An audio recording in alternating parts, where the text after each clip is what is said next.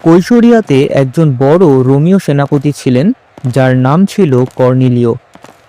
যদিও তিনি যিহুদি ছিলেন না, তবে যিহুদিরা তাকে সম্মান করত। তিনি গরিব ও অভাবী লোকদের উদারভাবে সাহায্য করতেন। কর্নেলীয় জিহোবার উপর বিশ্বাস করতেন এবং নিয়মিতভাবে তার কাছে প্রার্থনা করতেন।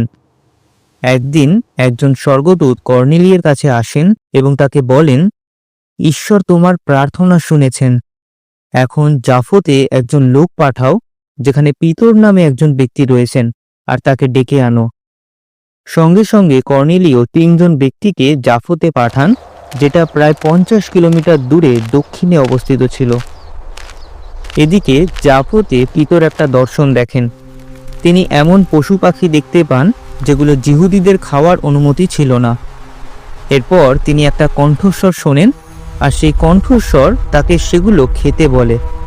কিন্তু পিতর সেগুলো খেতে চান না, আর তাই তিনি বলেন, আমি তো জীবনে কখনো এই অশুচি পশু পাখি খাইনি। তখন সেই কণ্ঠস্বর তাকে বলে, এই সমস্ত পশু পাখিকে অশুচি বলো না, ঈশ্বর এগুলোকে শুচি করেছেন। পিতরকে এও বলা হয়, তোমার দরজার কাছে 3 জন ব্যক্তি দাঁড়িয়ে আছে, তুমি তাদের সঙ্গে যাও।